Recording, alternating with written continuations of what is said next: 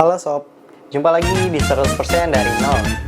Kemarin di part 1 kita sudah ngebahas bagaimana perjuangan seorang Cornelis Castellin mensejahterakan para budak-budaknya. Berawal dari rasa kemanusiaan yang tumbuh dari kebohongan propaganda yang dilakukan kolonialisme Belanda kala itu, Cornelis Castellin ingin menciptakan sebuah kota ideal yang seharusnya diwujudkan oleh janji kolonialisme kala itu.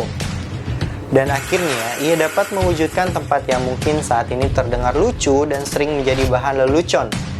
Namun, percayalah, di tengah keganasan kolonialisme kala itu di abad ke-17, kota yang diberi nama Depok ini pernah menjadi surga dan contoh cara memanusiakan manusia itu sendiri. Sebelum kematiannya, Cornelis Castellin telah mengajarkan semuanya kepada para budaknya yang akan menjalankan kehidupan di tanah daerah khusus otonom yang telah Cornelis Castellin hibahkan. Ke-12 keluarga tersebut nantinya akan membuat Depok menjadi sebuah negara. Kita mulai ceritanya. Setelah sepeninggalan Castellin, ke-12 keluarga budak mengadakan pertemuan. Ke-12 keluarga budak yang terdiri dari Ishak, Jacob, Jonathan, Joseph, Samuel, Bakas, Lawrence, Linder, Leon, Zadok, Sodira, dan Tollens. Ke-12 keluarga ini sepakat untuk meneruskan cita-cita dari Cornelis Castellin, yaitu dengan membuat Depok menjadi wilayah yang aman dan bebas dari segala macam bentuk perbudakan dan kolonialisme. Namun, pada awal prakteknya bukan hanya dari pemerintah kolonialisme saja yang ingin kembali merebut Depok lewat jalur persidangan. Namun juga datang dari para pribumi di luar Depok yang cemburu dan marah karena memang para pribumi bekas budak Castellin bergaya dan makan layaknya para kolonialis yang mereka benci.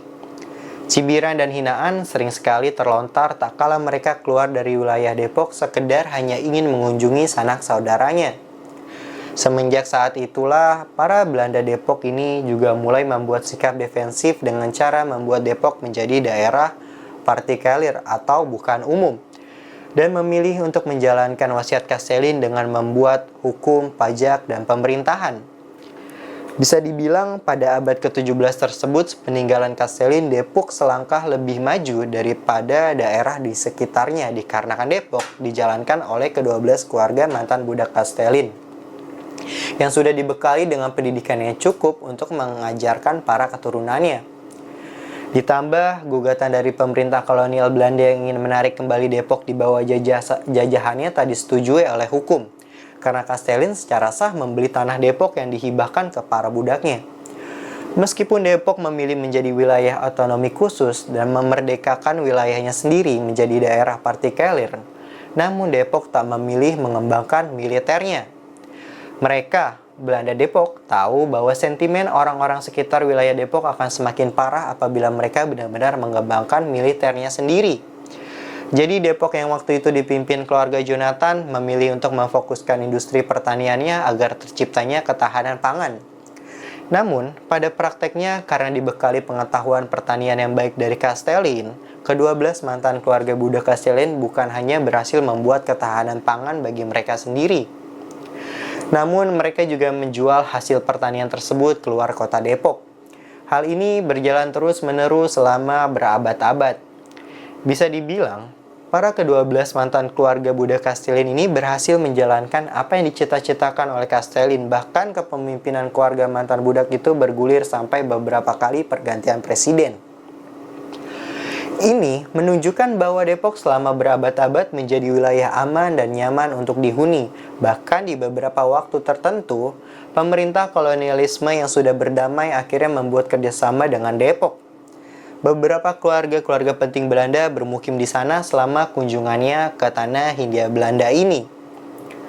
Sampai pada saat Perang Dunia Kedua pecah, Indonesia dikuasai oleh Jepang bukan lagi Belanda. Jepang akhirnya masuk ke wilayah Depok dengan damai meskipun mengambil paksa sumber daya Depok. Namun, keturunan 12 mantan keluarga budak Castellin masih diperbolehkan untuk mempertahankan budaya kebelanda-belandaan mereka dan Jepang juga tidak mengharuskan mereka untuk bekerja paksa.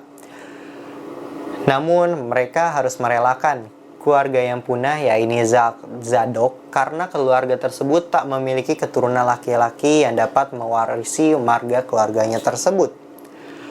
Hal-hal seperti inilah yang membuat sentimen makin mengakar di pribumi asli sekitaran Depok. Karena Depok selalu diperlakukan spesial. Mereka dianggap sebagai penjilat dan kaki tangan penjajah.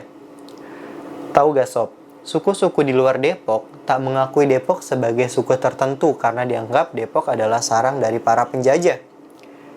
Dan sampailah, kedamaian itu harus terhenti tak kala Presiden Soekarno menyatakan kemerdekaan di tahun 1945. Wilayah sekitar Depok seperti Jakarta, Banten, Bogor, Bandung, dan lainnya merayakan sukacita yang amat sangat meriah karena kemerdekaan Indonesia yang akhirnya diraih oleh para pejuang. Namun tidak dengan Depok. Depok tampak sepi kala itu meskipun Depok juga ikut bergembira atas kemerdekaan Indonesia kala itu. Namun Depok tetap menganggap wilayahnya adalah daerah otonomi khusus yang merdeka jauh berabad-abad lalu, bukanlah bagian dari Indonesia.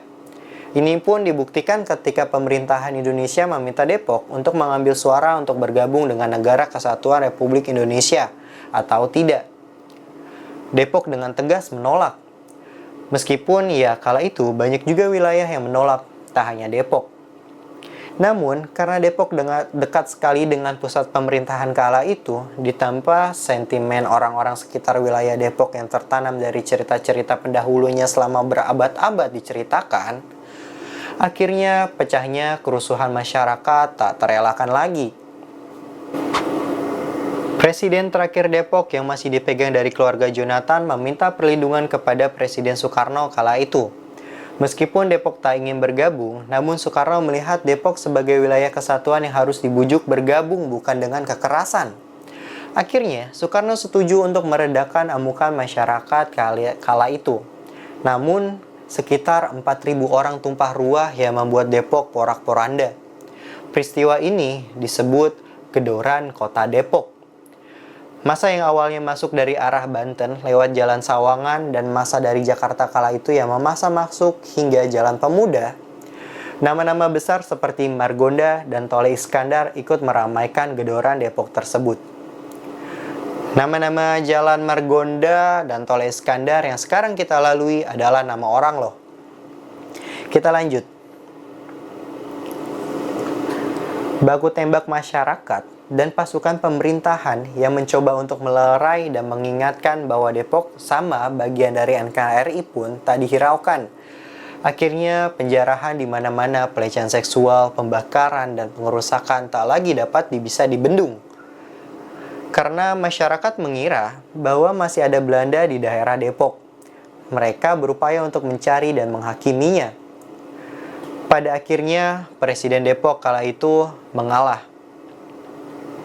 Akhirnya Depok tak mau untuk mengakui Indonesia yang sudah merdeka dan Depok menjadi bagian dari salah satu kota di Indonesia serta menghapus daerah khusus otonom Depok dan membuat tanah di Depok dapat dimiliki oleh pihak-pihak luar.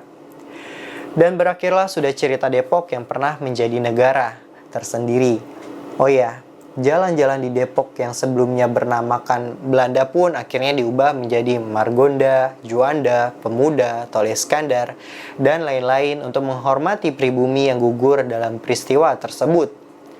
Bisa dibilang ada trauma tersendiri bagi keturunan 12 keluarga mantan budak Kastelin atas peristiwa tersebut.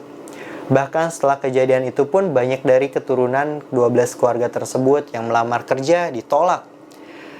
Karena kesukuan mereka yang tidak jelas berasal dari mana. Mereka pun secara halus ditolak karena mereka sudah kental memakai budaya Belanda dan masih ada sentimen akan hal tersebut.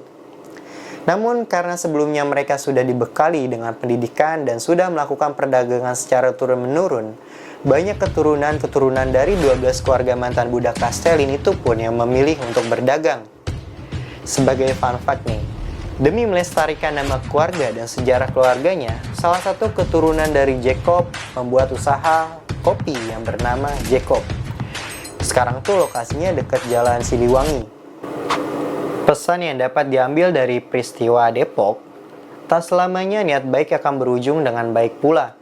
Memang serba salah di satu sisi pribumi merasa iri dengan ketenangan dan kemewahan yang dirasakan oleh masyarakat Depok kala itu di bawah naungan Kastelin. Sedangkan mereka ditindas dan dihabisi secara keji oleh kaum yang dianggap mereka sama. Karena itu, membuat masyarakat Depok dianggap pengkhianat. Kita bisa belajar dari sejarah ini bahwa semua konflik itu memiliki dua sisi cerita yang berbeda dan kita harus memahami keduanya agar tidak salah mengambil persepsi. Kalian kenal Depok soal apanya? Tulis aja di kolom komentar ya. Oke, thank you. See ya.